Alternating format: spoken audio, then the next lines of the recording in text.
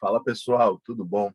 Aqui é o professor João Gabriel e neste vídeo aqui nós vamos comentar item a item os pontos da ITG 2004, que trata da entidade cooperativa. Então aqui essa ITG, essa interpretação técnica geral, ela traz aqui as particularidades da contabilidade para as entidades cooperativas, tá bom? Antes da gente iniciar aqui nossos comentários, deixa eu fazer aqui só 2 pedidos para você. O primeiro é, se você gostar desse vídeo, gostar aqui da aula, deixa uma curtida nele, dá um joinha, dá um like, tá bom? Que ajuda muito o nosso trabalho aqui, a gente tem um feedback. E o segundo pedido é, se você ainda não está inscrito aqui no canal, se inscreve e ativa o sininho da notificação, você vai ser sempre avisado quando sair conteúdo novo, tá bom? Então é isso, pessoal, pedidos feitos. Vamos lá para a ITG 2004, entidade cooperativa, que tem essa estrutura aqui. Ó. Então, a gente vai ter o objetivo, alcance, definições, registros contábeis, registro contábil, patrimônio líquido, demonstrações contábeis, e aí encerra só com a vigência, né? Então, vamos lá. Sempre que for mais relevante o item, a gente para e dá uma explicação, tá? Então, o objetivo aqui dessa interpretação é estabelecer critérios e procedimentos específicos de registros das variações patrimoniais e de estrutura das demonstrações contábeis, da avaliação e informações mínimas a serem incluídas em notas explicativas para as entidades cooperativas. Tá? E aí, qual o alcance dessa norma? Então, aplica-se à entidade cooperativa, essa interpretação, aplica-se também à NBC-TG 1000, contabilidade para pequenas e médias empresas, ou ainda as NBC-TGs completas, nos aspectos que não forem abordados por esta interpretação. Então, as particularidades que não tiverem aqui valem as normas gerais para as entidades. Tá? E aí, definindo a entidade cooperativa para a norma, então é aquela que exerce as atividades na forma de lei específica por meio de atos cooperativos, que se traduzem na prestação de serviço aos seus associados, sem objetivo de lucro, para obterem em comum melhores resultados para cada um deles em particular. Identificam-se de acordo com o objeto e pela natureza das atividades desenvolvidas por seus associados. Então, a atividade cooperativa é aquela que existem os associados, né? Eles trabalham num bem comum ali para melhores resultados, e, importante, eles não têm finalidade de lucro. Tá? Ainda, as determinações contidas nessa interpretação se aplicam a todo tipo de cooperativa no que não for conflitante com determinações de órgãos reguladores, como, por exemplo, o Banco Central do Brasil, a Agência Nacional de Saúde Suplementar, ANS, a Agência Nacional de Energia Elétrica, ANEEL, a Agência Nacional de Transportes Terrestres, a ANTT. Então, no que não conflitar normas específicas de órgãos reguladores, aplica-se o disposto aqui na ITG 2004, tá bom? Ainda sobre definições, a gente tem aqui algumas interessantes, tá? No item 5. Então, disse aqui, ó, as seguintes expressões usadas nessa interpretação têm os significados. Então, o primeiro aqui é bastante importante.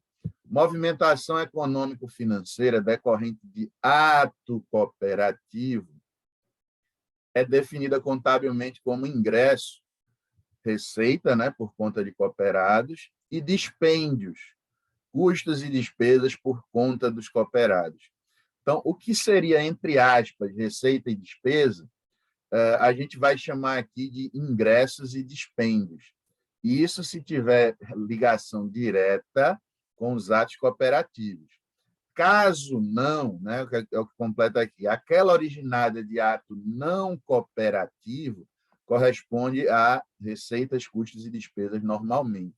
Mas se for uma entrada ou uma saída de recurso decorrente de ato cooperativo, a gente vai chamar, então, de ingresso ou dispêndio.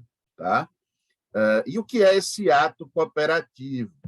Ato cooperativo é aquele de interesse econômico do cooperado, conforme definido em legislação própria. Então, isso vai ter lá na legislação das cooperativas, tá? Mas é basicamente isso, né? Aquilo ligado à atividade fim da empresa. Temos ainda o conceito de fundos, constituídos de sobras líquidas, previstos na legislação no Estatuto Social. Nesta interpretação, serão denominados reservas, tá? Então, o que a legislação chama lá de fundos, aqui a gente vai tratar como reservas. E a demonstração do resultado, a nossa DRE, aqui ela é chamada de demonstração de sobras ou perdas, tá? Então, o que a gente conhece por DRE, quando a gente estiver falando em entidades cooperativas, a gente chama de demonstração de sobras ou perdas, ok? Vamos em frente. Sobre os registros contábeis, a escrituração é obrigatória e deve ser realizada de forma segregada entre ato cooperativo e não cooperativo, por atividade, produto ou serviço. Então, tem que sempre segregar se é um ato cooperativo ou não, até pela mudança de nomenclatura, né, que a gente viu agora há pouco. A movimentação econômico-financeira, que compõe a demonstração de sobras ou perdas, que deve evidenciar separadamente a composição do resultado do período, demonstrando segregadamente em ato cooperativo e ato não cooperativo, devendo ainda apresentar segregado por atividade, produto ou serviço desenvolvido pela entidade cooperativa. Então, a demonstração de sobras ou perdas ela tem que vir segregando o que foi ingresso e dispêndio, né, aquilo decorrente de ato cooperativo, o que foi receita e despesa, aquilo decorrente de ato não cooperativo, tá bom? Item 8. O item 8 fala que o investimento em outra entidade cooperativa, de qualquer grau, deve ser avaliado pelo custo de aquisição. Tá? Então, se uma cooperativa ela possui investimento em outra cooperativa, isso vai ser contabilizado pelo método do custo, de acordo, respeitando sempre o regime de competência, em conta de ingresso ou dispêndio, né? Os resultados, tá? Os resultados vão ser ingressos ou dispêndios, então são considerados atos cooperativos. Porém, o item 9 vai dizer, se eu tenho investimento em outra entidade e ela não é cooperativa, destinado a complementar a atividade do ato cooperativo, esse vai ser mensurado na forma da NBC-TG 18, que é investimento em coligada, controlado, empreendimento controlado em conjunto, e pela NBC-TG 19, negócio em conjunto. Ou seja, aqui a gente vai avaliar pela equivalência patrimonial, porque no NBC-TG 18 e 19, eles tratam de reconhecimento por equivalência patrimonial, tá bom? Então, eu tenho participação em outra cooperativa, avalio pelo custo. Eu tenho participação em outra entidade que não é cooperativa, avalio pelo método da equivalência patrimonial, o MEP. Tá bom? Seguindo aqui, vamos para o item 10.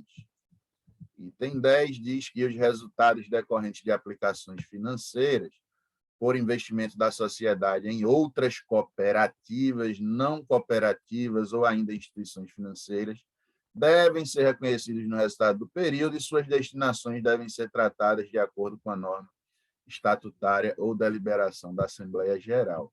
Não tem muito aqui novidade, né? Ainda, os resultados decorrentes de equivalência patrimonial, que comentamos há pouco, e os investimentos avaliados pelo custo, em sociedade cooperativa e não cooperativa, devem ser reconhecidos no resultado do período e suas destinações tratadas de acordo com norma estatutária ou deliberação de assembleia. Novamente, né, bastante explicativo aqui o item 11, tá? Tem a ver com aquilo que a gente já conversou do método de avaliação. 12.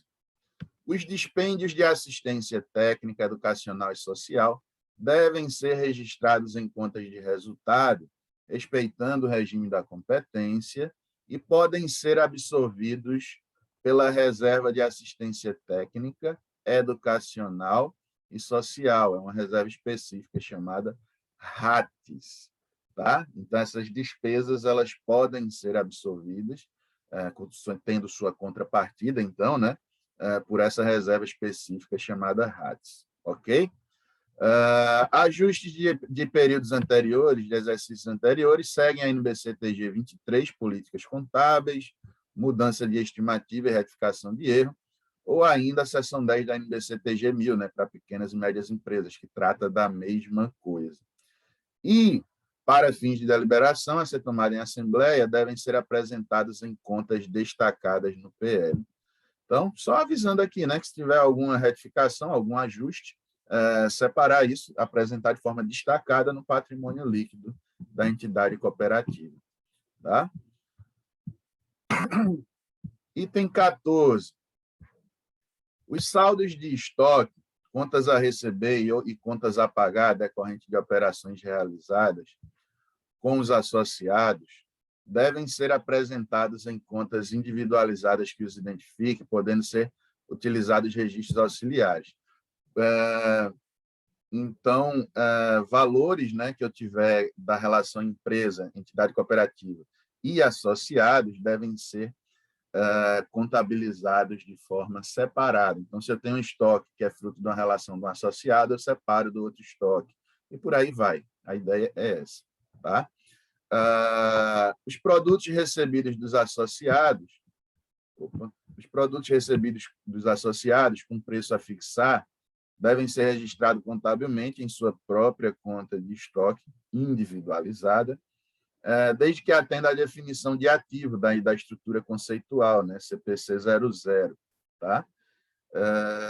E sua contrapartida em conta de passivo, mensurada a valor justo, podendo ser utilizados registros auxiliares. Aqui é especificamente sobre estoque, né? Como é que eu reconheço um estoque se foi um produto recebido de um associado? Pelo valor justo, contrapartida passiva. Então, eu vou registrar lá separadamente, né, no estoque recebido de um associado, contrapartida passiva, tá bom? Ainda, se os produtos recebidos dos associados com preço a fixar forem industrializados, consumidos ou vendidos antes da fixação do seu preço pelo cooperado, o custo deve ser imediatamente reconhecido em conta de estoque de produtos acabados quando industrializado e em conta de resultado quando consumido ou vendido, e a obrigação mantida no passivo. Porque muitas vezes algumas cooperativas, né, você recebe alguns produtos dos seus associados para revender, que ele não tem um valor fixado previamente, né? Então, ter esse cuidado de se for consumido ou vendido antes de fixar, deve ser imediatamente reconhecido essa contabilização dos estoques e a contrapartida mantida no passivo, tá?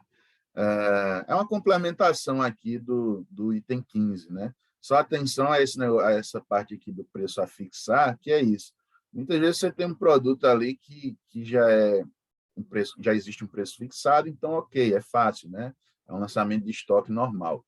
Quando tem esse recebimento de estoque que o preço ainda precisa ser fixado, é que você deve ficar atento ao que fala aqui os itens 15 e 16, ok? Item 17, os ajustes decorrentes de variação de preço após a baixa dos estoques devem ser classificados como ingresso ou dispêndio operacional. Se após o estoque tiver algum ajuste, né, pela variação de preço lá do estoque que tem um preço a fixar, vai ser, entre aspas, receita ou despesa, que aqui a gente chama de ingresso ou dispêndio. Tá? E aí vamos agora falar de patrimônio líquido, que tem umas partes interessantes aqui para entidades cooperativas. Primeiro diz o seguinte: o capital social da entidade cooperativa é formado por cotas-partes, né, dos seus associados, tá? Que devem ser registradas de forma individualizada no PL, podendo ser utilizados registros auxiliares. Os valores a restituir aos associados, né? Porque o PL, o capital social vai ser dos associados, né? Você paga ali um negócio, você vira associado e vai aumentando o capital social da empresa. Então, os valores a restituir dos associados que forem demitidos, eliminados e excluídos, eles devem ser transferidos para uma conta passiva, chamada capital social a restituir. Então, se eu tinha um associado, ele foi demitido, então sai do PL e vira um passivo, chamado capital social a restituir, ou seja, devolver, né, aquele associado. Assim que a entidade cooperativa receber o pedido de demissão ou deliberar pela eliminação ou exclusão do cooperado, conforme tudo disposto no parágrafo 4º do artigo 24 da Lei 5764 de 71, que versa sobre esse assunto aí das entidades cooperativas, tá bom? Ainda, a conta de sobras ou perdas à disposição da Assembleia Geral é uma conta de trânsito do resultado líquido do período, classificada no PL da cooperativa. Seria uma espécie de lucros ou prejuízos acumulados, tá? Aqui a gente chama de sobras ou perdas à disposição da Assembleia Geral. Seria o equivalente numa empresa normal, né, de atividade mais comum, ao lucros acumulados ou prejuízos acumulados, tá? Então, fica lá no patrimônio líquido. Havendo disposição estatutária para a distribuição total ou parcial dessas sobras, o valor deve ser registrado no passivo no encerramento do exercício social. Então, se deu sobra, né, se deu, entre aspas, lucro, e eu vou destinar, né, já houve a disposição aí, então aí sai do PL e vai para o passivo, tal qual se fosse um dividendo, né, numa empresa normal lá, privada. Sairia do lucro acumulado, viraria um dividendo a pagar. Então, aqui sai lá das sobras acumuladas, né, e passa a ser registrado um passivo, que eu vou ter que pagar a destinação dessas sobras. 22. O registro do rateio de perdas entre associados deve ser feito individualmente em contas do ativo, podendo ser utilizados registros auxiliares. Porque aqui, né, pessoal, aqui existe a particularidade, o PL Capital Social é formado pelos associados, né? Então, quando a entidade cooperativa ela tiver uma perda, e eu tirar lá das perdas, da conta de perdas à disposição, isso vai virar um ativo para a entidade cooperativa, porque é um direito dela de ter aquela perda, entre aspas, aquele prejuízo absolvido pelos cooperados, pelos associados, né? E aí isso vai ser feito individualmente para cada associado, proporcional à sua participação, tá? Então, isso vira um direito. A perda, quando ela sai lá de perdas à disposição, ela vem para o ativo, porque se torna um direito da entidade cooperativa de ter isso daí absolvido pelos seus associados, tá? Indo para a parte final, a gente tem aqui que as demonstrações contábeis devem ser elaboradas segundo a NBC-TG 26, apresentação das demonstrações contábeis, o NBC-TG 1000, adotando as contas e nomenclaturas próprias da entidade cooperativa definidas aqui nessa ITG. NBC-TG 26 foi empresa de grande porte, NBC-TG 1000 se for pequeno e médio porte, tá? As notas explicativas devem conter, além do que se pede nas normas brasileiras de contabilidade normais, né, as seguintes informações. Se não tiver discriminado em demonstração própria, deve ser elaborado quadros com a composição dos saldos, ativos e passivos, e transações, ingressos e receitas, repasses aos associados, dispêndios, custos e despesas, com partes relacionadas a associados e não associados, desdobrados conforme natureza das operações. Então, sempre que houver algum saldo ou transação com parte relacionada com a outra cooperativa, né, que eu tenho participação, ou com meus associados, ou ainda com não associados, eu tenho que segregar isso num quadrozinho, mostrando essa composição, né,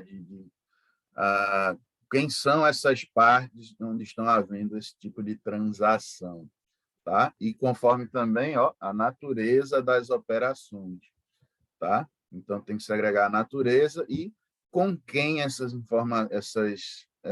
transações foram realizadas. se é com associado, se é com outra parte relacionada da empresa, se é com não associado, tá? Isso tem que vir lá no quadrinho. B, discriminação dos fundos e reservas, detalhando sua natureza, finalidade e forma de utilização. Ok. Composição, forma e prazo de realização das perdas registradas no ativo. Aquela história lá, né, da sobra à disposição, da sobra ao dispêndio, né, que a gente tinha falado. Então, tem que ter lá explicado em nota explicativa a composição quando eu passei para o ativo e o prazo para realizar essas perdas, tá?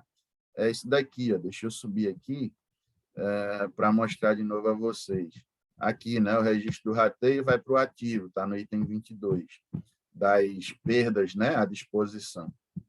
E aí, aqui no item C, diz que na nota explicativa tem que dizer a forma e o prazo que essas perdas serão realizadas do ativo. Serão absorvidas, né, pelos associados. E ainda D, as informações dos juros sobre as cotas do capital integralizado conforme previsão estatutária, tá? Então, se houver aí juros sobre a cota do capital do associado, também deve vir em nota explicativa, tá bom? E aí é basicamente isso que dispõe a ITG 2004, que trata de entidades cooperativas, tá certo? Espero aí muito que vocês tenham gostado aqui desse vídeo, comentando essa interpretação. E aí, se você gostou, deixa eu reforçar lá o pedido, deixa uma curtida aqui, dá um joinha, dá um like, tá bom? Que ajuda muito aqui o nosso canal, né? Você dá uma força enorme para a gente se fizer isso. E se não tiver inscrito aqui ainda, se inscreve e ativa o sininho da notificação, para você ser sempre avisado quando sair conteúdo novo por aqui. Valeu? Então é isso, pessoal. Um forte abraço e até o próximo vídeo.